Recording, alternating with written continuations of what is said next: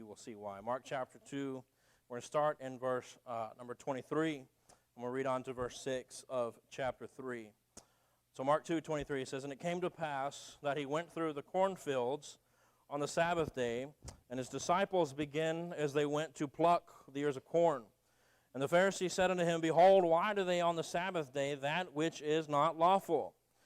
And he said unto them, Have you never read what David did when he had need and was an hungered, he and they that were with him, how he went into the house of God in the days of Abiathar the high priest, and did eat the showbread, which is not lawful to eat, but for the priest, and he gave also to them which were with him. And he said unto them, The Sabbath was made for man, and not man for the Sabbath. Therefore the Son of Man is Lord also of the Sabbath." And go ahead and go forward. "And he entered again into the synagogue, and there was a man there which had a withered hand. And they watched him, whether he would heal him on the Sabbath day, that they might accuse him. And he saith unto the man which had the withered hand, Stand forth. And he saith unto them, Is it lawful to do good on the Sabbath days, or to do evil, to save life, or to kill? But they held their peace. And when he had looked round about on them with anger, being grieved for the hardness of their hearts, he saith unto the man, Stretch forth thine hand. And he stretched it out, and his hand was restored whole as the other. And the Pharisees went forth, and straightway took counsel with the Herodians against him, how they might destroy him." And we'll stop there. Now Jesus, as we've seen throughout the book of Mark already, Jesus has already proved undoubtedly that he gave no regard for the traditions that had been placed on top of the law. We've already seen that. We saw this clearly, really, in last week's scripture on the fasting. Now the subject is the Sabbath, and we see that both at the end of chapter 2 and the beginning of chapter 3. Now there was probably no issue that clung to the hearts of the Pharisees more than that of the Sabbath day. Not only had they added so many rules that the Sabbath was hardly recognizable as what it once was, they had actually added so much that they completely changed the meaning of the day. They took the Sabbath from being a day all about what you get to do, rest and worship, and they changed it into a day that's all about what you don't get to do. They literally completely changed the meaning of the day. Now the Sabbath day was always intended to be a day of rest, not only to give you a break from work, but to give you an opportunity to worship. In Genesis chapter 2, God sets the standard. In verses 1 through 3, it says, "Thus the heavens and the earth were finished, and all the host of them. And on the seventh day God ended his work which he had made, and he rested on the seventh day from all his work which he had made. And God blessed the seventh day, and he sanctified it, because that in it he had rested from all his work which God created and made." Now we understand, God didn't have to rest. He wasn't tired. He didn't need this rest, but he rested as an example to set forth that would later become the Sabbath day. Now, we understand that in Exodus chapter 20, it became the fourth commandment. The command was simply to rest from work on the last day of the week.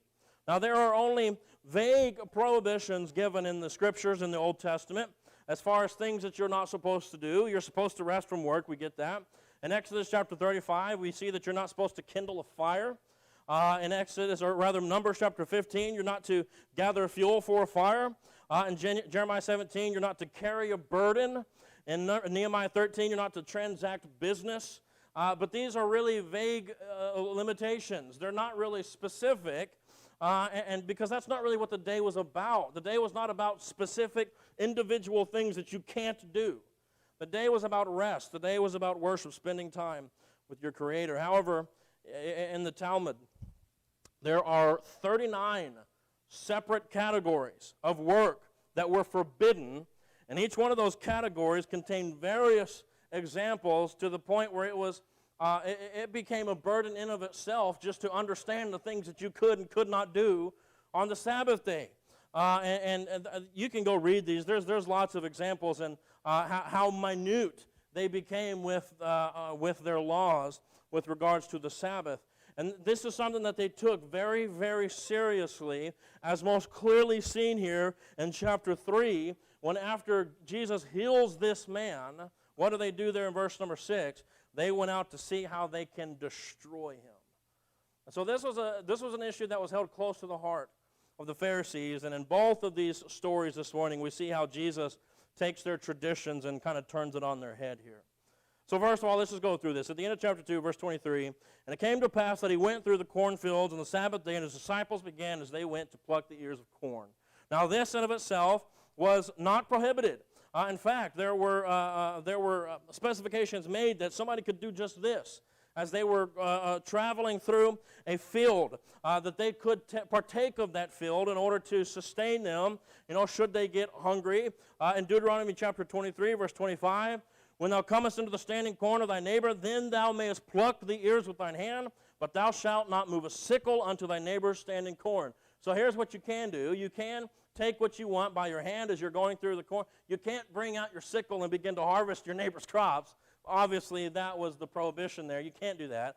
But you can take what you need if you're traveling through. Now, you got to understand, they didn't have the roads that we have today. They didn't have, they had certain highways and things. They didn't have a road to every discernible location. And so sometimes they went, through their neighbors' fields, and they wanted to make sure provision was made for those should they need it. This was a loving and compassionate law. This is what this was. It was a loving and a compassionate law that you can do this as you go through your neighbor's field. And this is exactly what Jesus and his disciple did. And notice there was no exception given for the Sabbath in that particular command.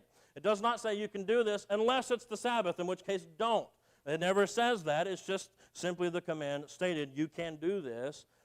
However, given the expansion of rules by the rabbis, the Pharisees took exception with what was done. And so I love the way that Jesus responds here in verse number 25. And this is one of those situations where I want you to try and place yourself there. And if you can, envision yourself as a Pharisee that day. You know the law. You know the Old Testament.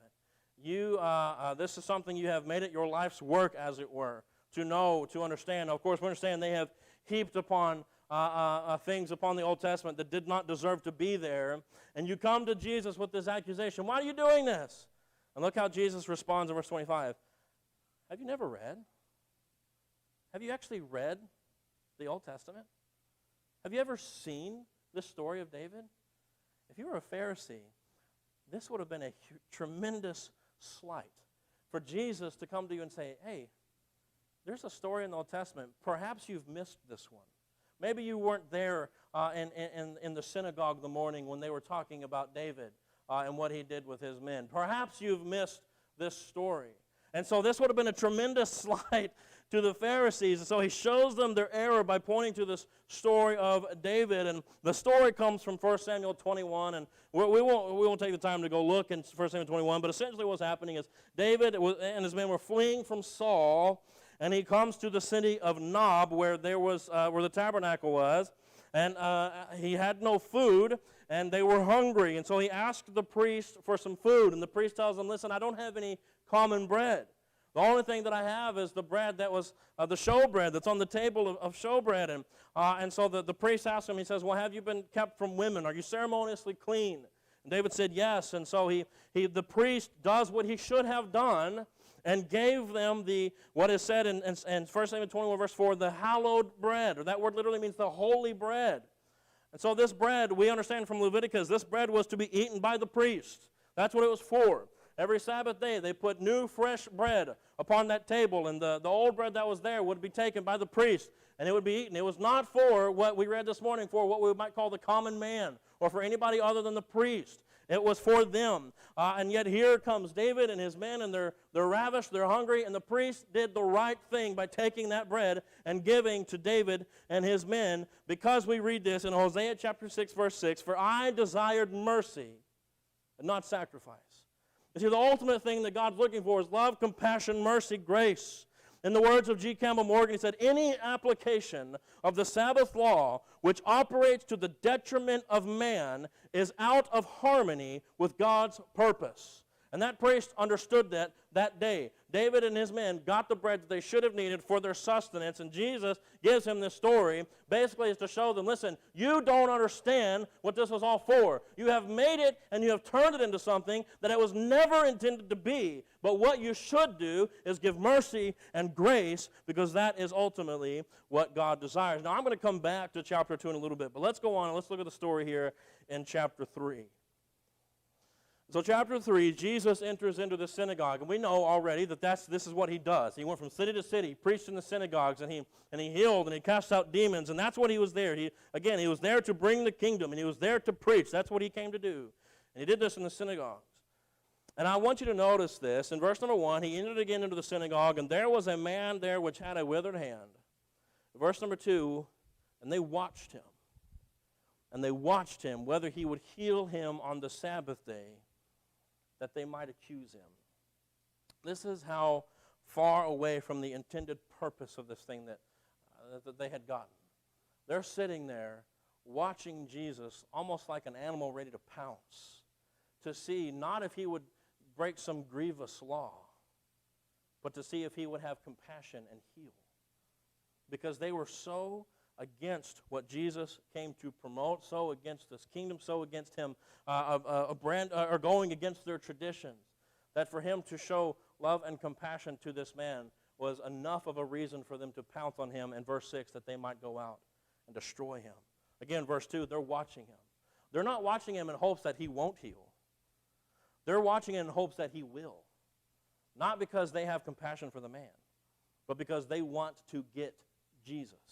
And so they're watching him, again, like an animal that's ready to pounce, and they're watching, hoping, yeah, I'll hope you heal this man, because that's going to give me everything I need to go out and to plan out your destruction.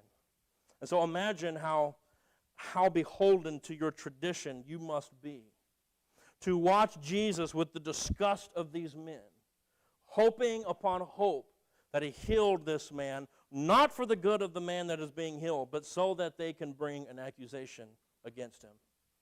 Furthermore, they were watching him so closely precisely because, listen, they knew he could heal. Right? I mean, they're hoping that he can because they know that he can. This is something that was known about him. And yet, they still rejected him because he rejected their tradition.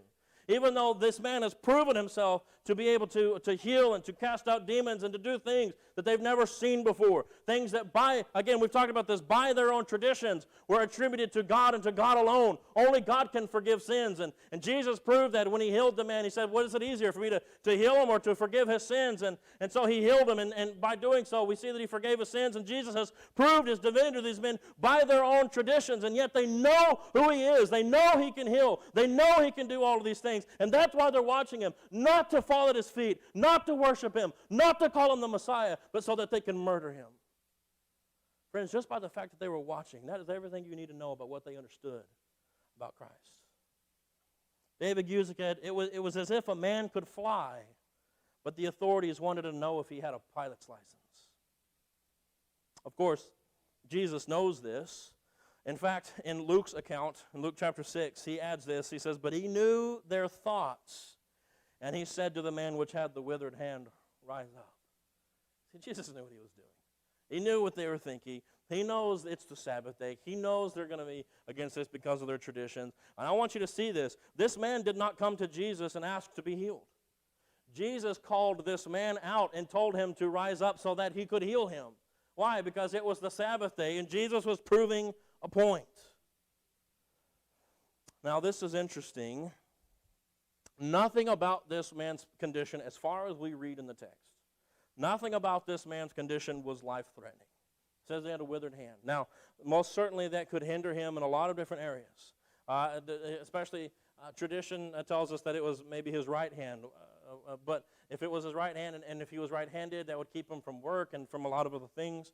And so it was most definitely a detriment to him.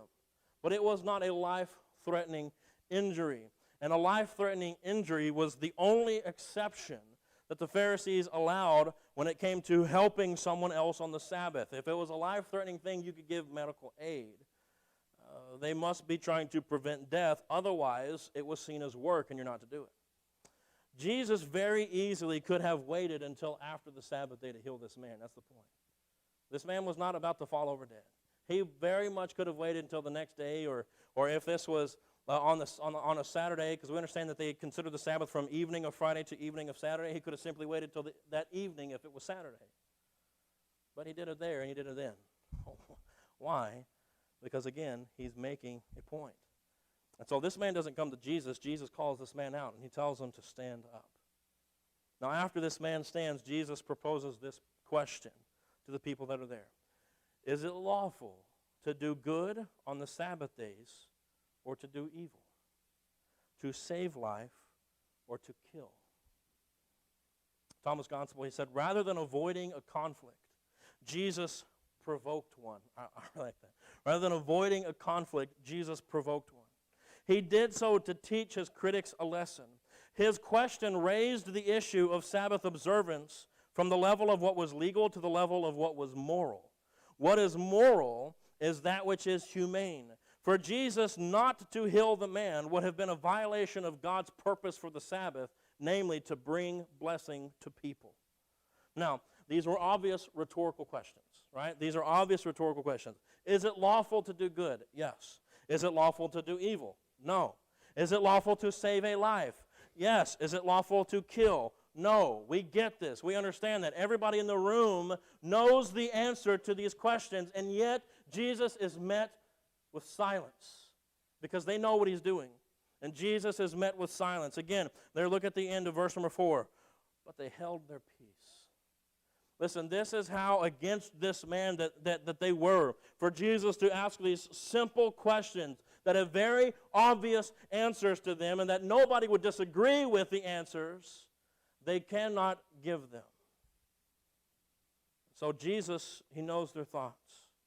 He knows good and well that they are hoping he's going to heal this man so that they can accuse him and ultimately what? Kill him. He knows that that's the end game here. And so he turned their tradition on their head. I'm following the law and doing good. You're following your tradition and planning evil. Even as I speak, you're watching and planning and ultimately deciding how it is you can take my life. Well, what can they say? They have no answer for him, so they give no answer. And then Jesus allows the silence to deafen the room. Look at this in verse number 5 as he looks around in anger. Friends, I want you to catch this in verse number 5 and again, place yourself there. Imagine being in that room. Whether you're the man with the withered hand, whether you're the Pharisee, whether you're Jesus, whatever, place yourself in that room. He's just asked these rhetorical questions that everybody knows the answer to. And instead of being met with an answer, he's met with silence. And it says there in verse number 5, and when he had looked round about on them with anger. Now think about who this was. This is the God-man.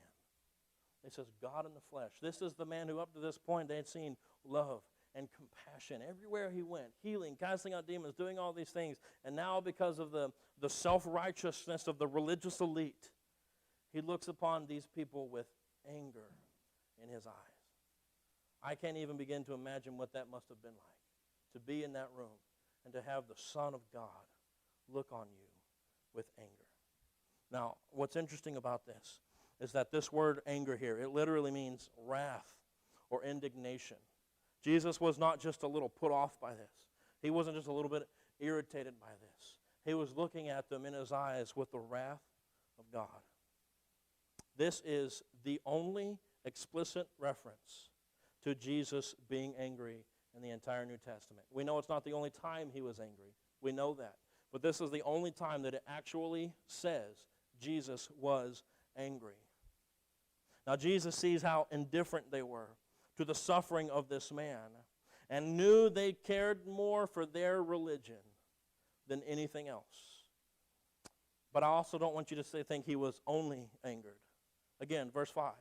And when he had looked round about on them with anger, being grieved for the hardness of their hearts. He wasn't just angry. He was also grieved. And this is exactly how God views the unrepentant sinner, with anger and with grief.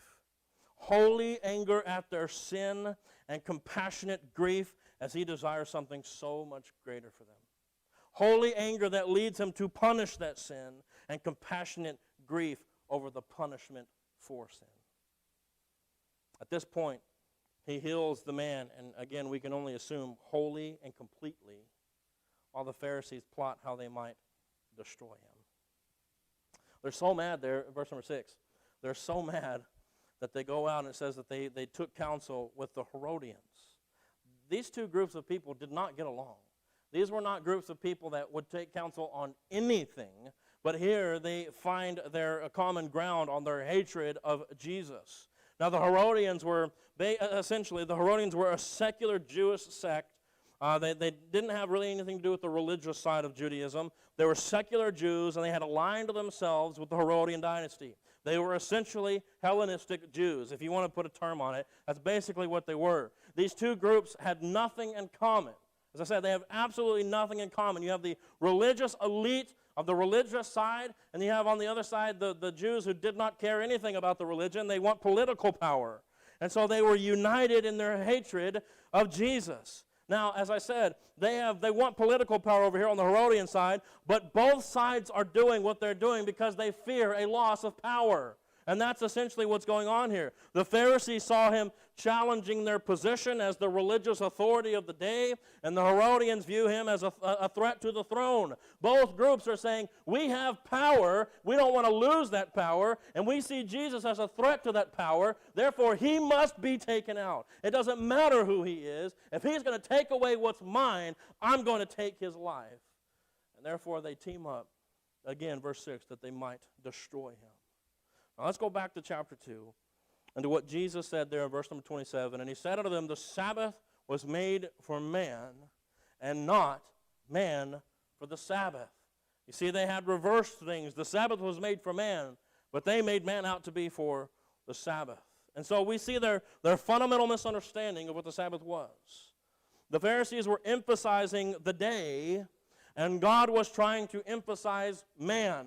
And that was the difference here.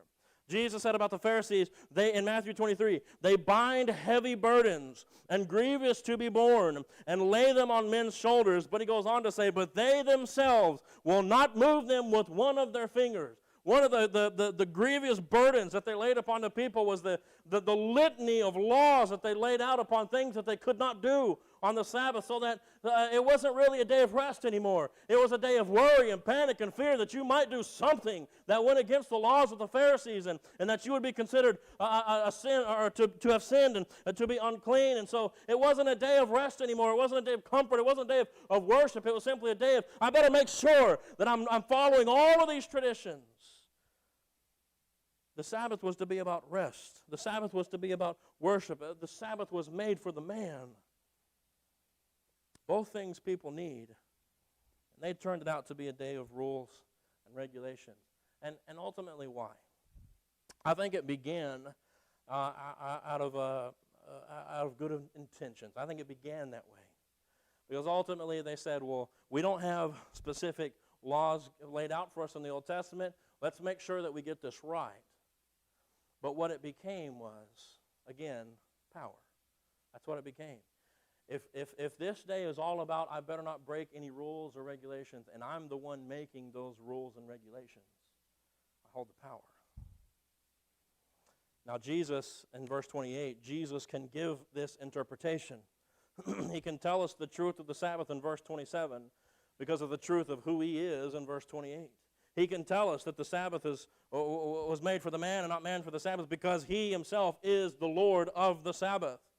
He's the one with the authority to command and interpret the laws concerning the Sabbath. Why? Because he's the one who gave the laws concerning the Sabbath. In other words, he is God. He is the Creator.